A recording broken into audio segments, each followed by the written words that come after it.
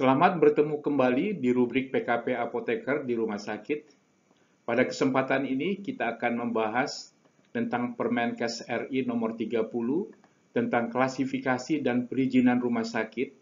Khususnya kita akan membahas bagaimana peran pelayanan farmasi, peran apoteker dan tenaga teknis kefarmasian di rumah sakit umum atau rumah sakit khusus. Selamat mengikuti penjelasan dan uraian saya berikut ini. Rumah sakit adalah institusi pelayanan kesehatan yang menyelenggarakan pelayanan kesehatan perorangan secara paripurna yang menyediakan pelayanan rawat inap, rawat jalan, dan gawat darurat. Jadi 3 pelayanan yang penting di dalam rumah sakit adalah pelayanan untuk rawat inap, rawat jalan, dan gawat darurat. Rumah sakit dapat didirikan oleh pemerintah pusat, pemerintah daerah, atau swasta. Rumah sakit yang didirikan oleh pemerintah pusat dan pemerintah daerah harus berbentuk unit pelaksana teknis dari instansi yang bertugas di bidang kesehatan atau instansi tertentu dengan pengelolaan badan layanan umum atau badan layanan umum daerah sesuai dengan ketentuan peraturan perundang-undangan.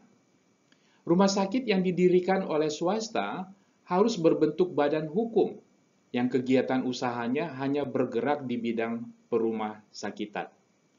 Badan hukum dapat berupa badan hukum yang bersifat nirlaba, badan hukum dengan tujuan profit yang berbentuk perseroan terbatas atau persero. Bentuk dan jenis pelayanan. Rumah sakit dapat berbentuk rumah sakit statis, rumah sakit bergerak, atau rumah sakit lapangan. Jadi ada 3 kelompok, rumah sakit statis, rumah sakit bergerak, dan rumah sakit lapangan.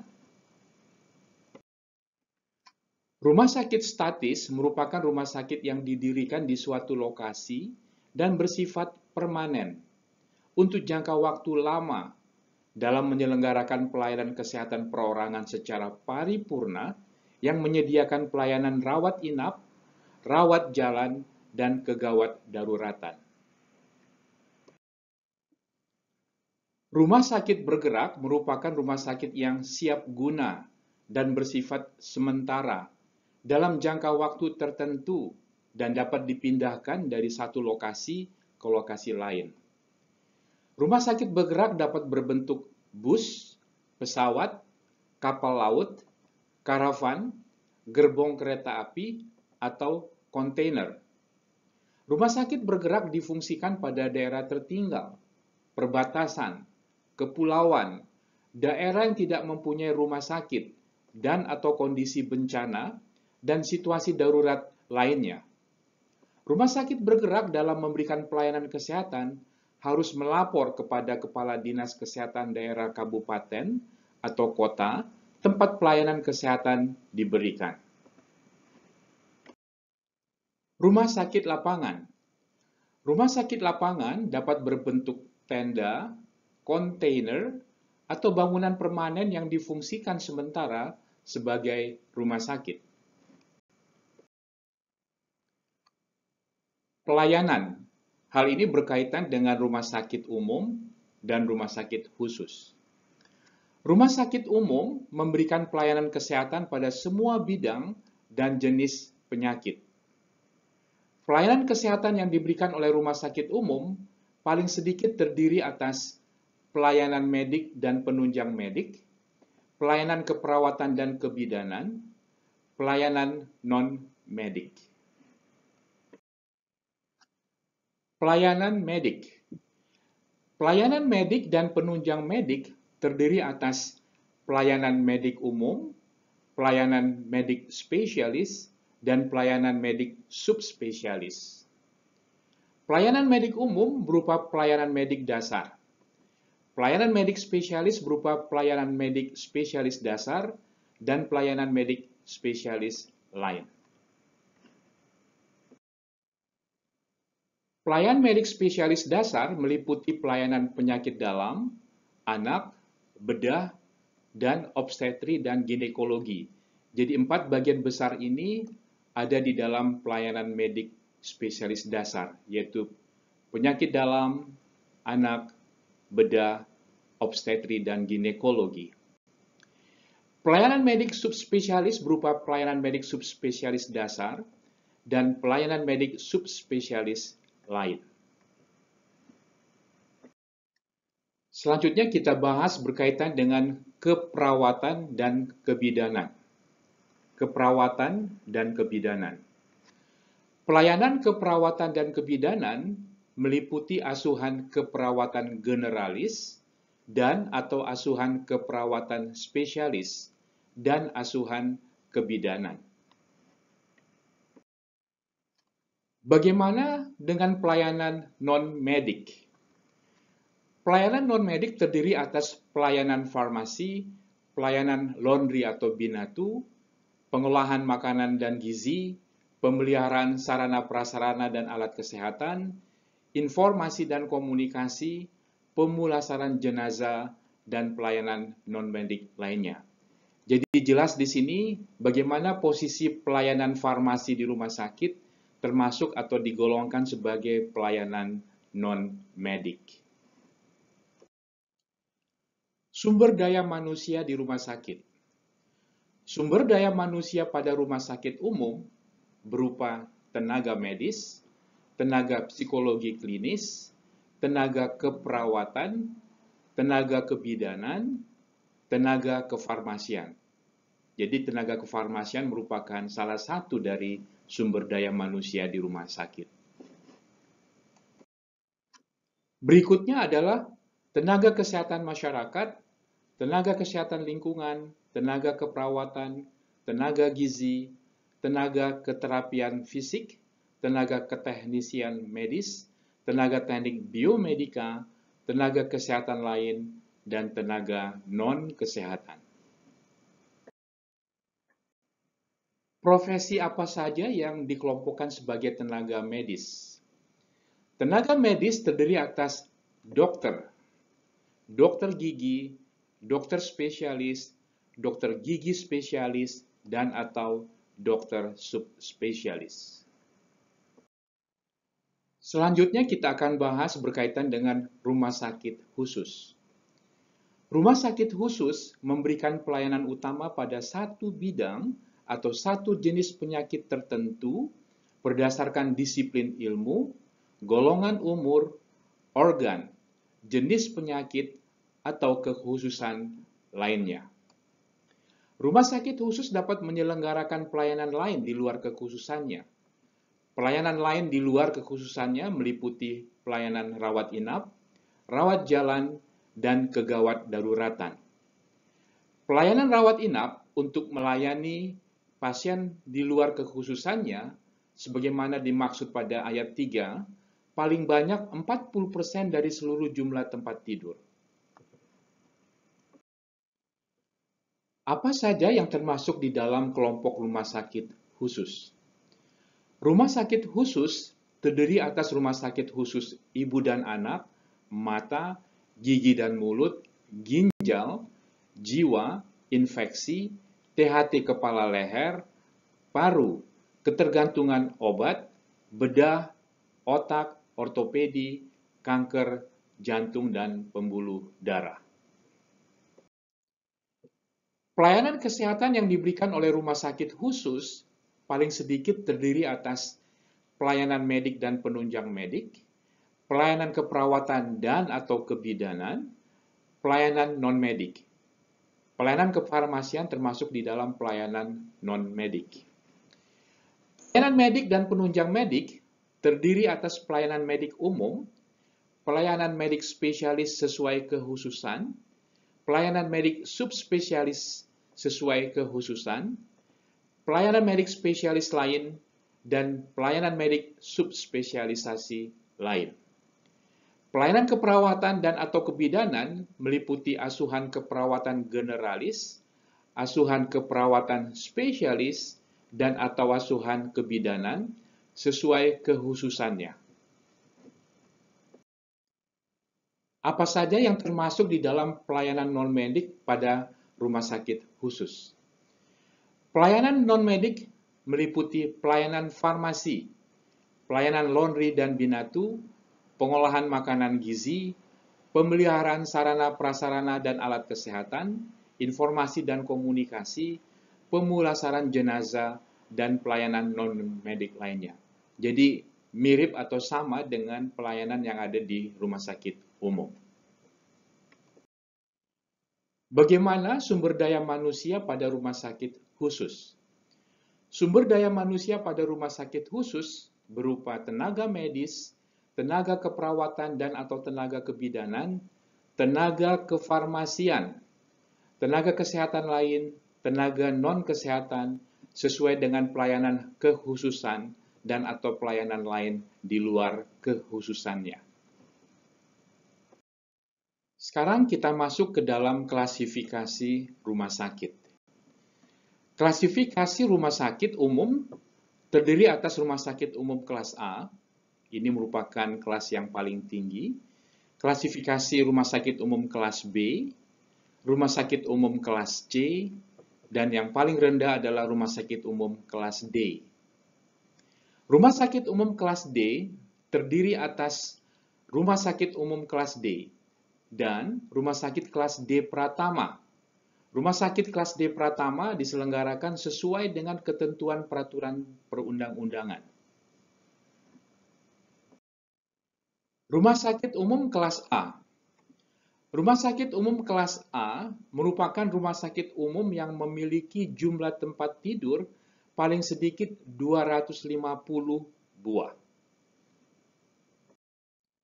Berikutnya adalah rumah sakit umum kelas B.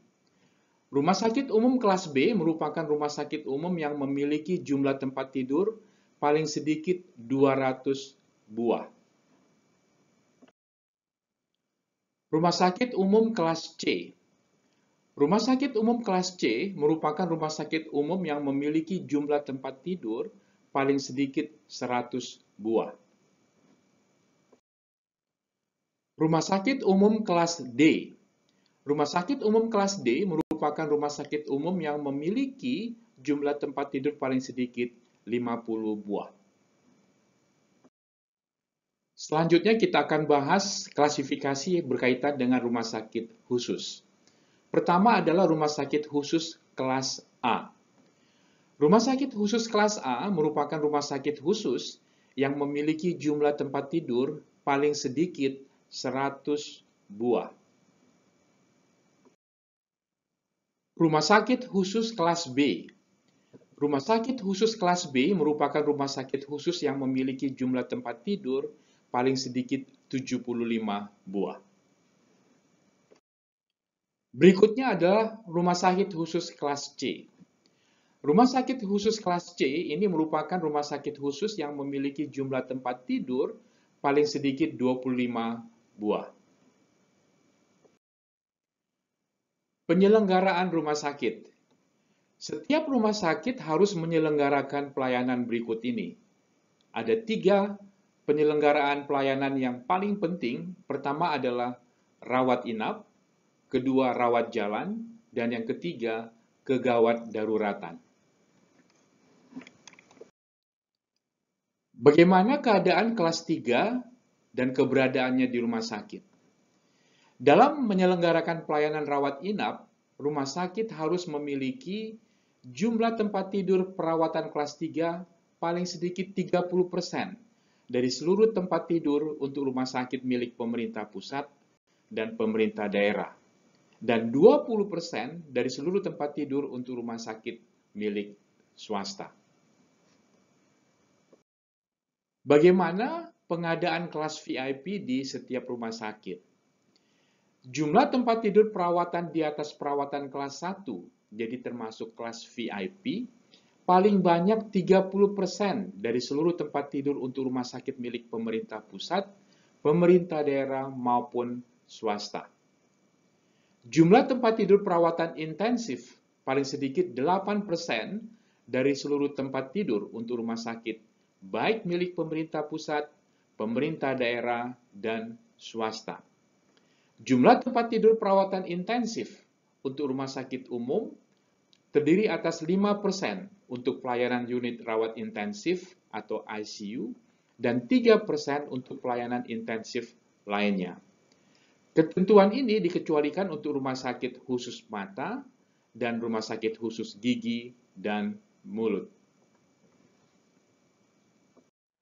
Unit transfusi darah. Rumah sakit milik pemerintah pusat dan pemerintah daerah dapat menyelenggarakan unit transfusi darah. Unit transfusi darah memiliki izin yang melekat dengan izin operasional. Penyelenggaraan unit transfusi darah harus memenuhi persyaratan dan dilaksanakan sesuai dengan ketentuan peraturan perundang-undangan. Selanjutnya kita akan bahas berkaitan dengan rumah sakit pendidikan. Rumah sakit dapat ditetapkan menjadi rumah sakit pendidikan setelah memenuhi persyaratan dan standar rumah sakit pendidikan. Penetapan rumah sakit pendidikan dilakukan sesuai dengan ketentuan peraturan perundang-undangan. Bagaimana dengan rumah sakit berkaitan dengan penanaman modal asing? Rumah sakit yang didirikan oleh swasta dapat berupa rumah sakit dengan penanaman modal asing. Rumah sakit dengan penanaman modal asing memiliki paling sedikit 200 tempat tidur atau sesuai dengan kesepakatan atau kerjasama internasional. Penyelenggaraan rumah sakit dengan penanaman modal asing, rumah sakit dapat mendayagunakan tenaga kesehatan dan tenaga non-kesehatan warga negara asing sesuai dengan kebutuhan pelayanan. Pendayagunaan tenaga kesehatan dan tenaga non-kesehatan warga negara asing dilaksanakan sesuai dengan ketentuan peraturan perundang-undangan. Peraturan internal. Setiap rumah sakit harus memiliki peraturan internal dan organisasi yang efektif, efisien, dan akuntabel sesuai dengan ketentuan peraturan perundang-undangan. Selanjutnya kita akan bahas mengenai manajemen rumah sakit. Pimpinan rumah sakit tidak boleh merangkap jabatan manajerial di rumah sakit lain. Jadi harus didedikasikan ke rumah sakit tertentu. Pemilik rumah sakit tidak boleh merangkap menjadi kepala atau direktur rumah sakit. Kepala atau direktur rumah sakit dan pimpinan unsur pelayanan medik di rumah sakit harus seorang tenaga medis yang mempunyai kemampuan dan keahlian di bidang perumasakitan. Kemampuan dan keahlian di bidang perumasakitan dapat diperoleh melalui pendidikan formal, pelatihan, dan atau pengalaman bekerja di rumah sakit. Dalam rangka pengelolaan rumah sakit, pemilik rumah sakit dapat melakukan kerjasama dengan pihak ketiga sesuai dengan ketentuan peraturan perundang-undangan. Akreditasi rumah sakit.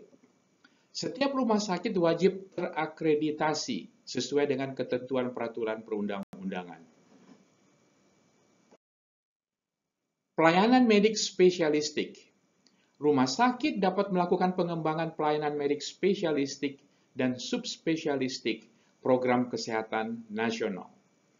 Pengembangan pelayanan medik spesialistik dan subspesialistik program kesehatan nasional dilaksanakan sesuai dengan pedoman masing-masing program kesehatan yang ditetapkan oleh Menteri.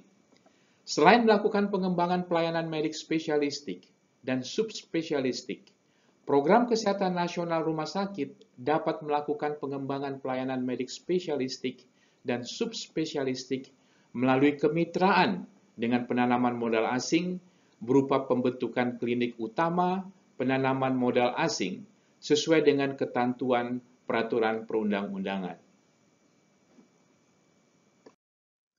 Registrasi. Setiap rumah sakit yang telah mendapatkan izin operasional harus teregistrasi di Kementerian Kesehatan melalui aplikasi registrasi online Kementerian Kesehatan sesuai dengan ketentuan peraturan perundang-undangan. Selain melakukan registrasi rumah sakit, juga harus melakukan pembaharuan data secara berkala setiap 3 bulan atau sewaktu-waktu jika terjadi perubahan data rumah sakit. Pemberian nama rumah sakit. Pemberian nama rumah sakit harus memperhatikan nilai dan norma agama, sosial budaya, dan etika. Pemberian nama rumah sakit dapat disesuaikan dengan kepemilikan, jenis, dan kekhususannya.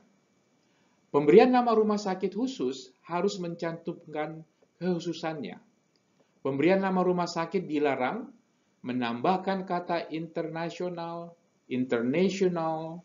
kelas dunia, world class, global, dan atau sebutan lainnya yang bermakna sama, dan atau menggunakan nama orang yang masih hidup. Ketentuan peralihan. Rumah sakit yang telah memiliki izin mendirikan dan izin operasional berdasarkan ketentuan Peraturan Menteri Kesehatan Nomor 56 Tahun 2014 tentang klasifikasi dan perizinan rumah sakit, Peraturan Menteri Kesehatan Nomor 26 Tahun 2018 tentang pelayanan perizinan berusaha terintegrasi secara elektronik sektor kesehatan, atau Peraturan Menteri Kesehatan Nomor 30 Tahun 2019 tentang klasifikasi dan perizinan rumah sakit, tetap berlaku sampai habis masa berlakunya izin. Pada saat Peraturan Menteri ini mulai berlaku, Peraturan Menteri Kesehatan Nomor 30 Tahun 2019 tentang klasifikasi dan perizinan rumah sakit, Berita Negara Republik Indonesia Tahun 2019 Nomor 1107, dicabut dan dinyatakan tidak berlaku. Ditetapkan di Jakarta pada tanggal 14 Januari 2020. Pelayanan kefarmasian yang sangat berkaitan dengan tenaga apoteker. Pelayanan farmasi digolongkan sebagai pelayanan non-medik. Ada di setiap kelas rumah sakit umum dan rumah sakit khusus. Bagaimana dengan tenaga kefarmasian? Tenaga kefarmasian berupa apoteker, tenaga teknis kefarmasian yang ada di setiap kelas rumah sakit umum dan rumah sakit khusus. Bangunan dan prasarana peralatan. Untuk melakukan pelayanan kefarmasian diperlukan ruang farmasi, peralatan di ruang farmasi yang ada di setiap kelas rumah sakit umum dan rumah sakit khusus. Demikianlah review dan pembahasan berkaitan dengan Peraturan Menteri Kesehatan RI Nomor 30 Tahun 2020 tentang klasifikasi dan perizinan rumah sakit. Hal ini perlu diketahui oleh mahasiswa yang melakukan praktek kerja profesi apoteker di rumah sakit sehingga memahami mengenai klasifikasi rumah sakit dan peranan pelayanan kefarmasian yang ada di rumah sakit. Semoga informasi ini dapat memberikan update berkaitan dengan klasifikasi rumah sakit dan pelayanan kefarmasian yang strategis di setiap kelas rumah sakit umum dan rumah sakit khusus. Semoga bermanfaat. Sukses. Salam apoteker.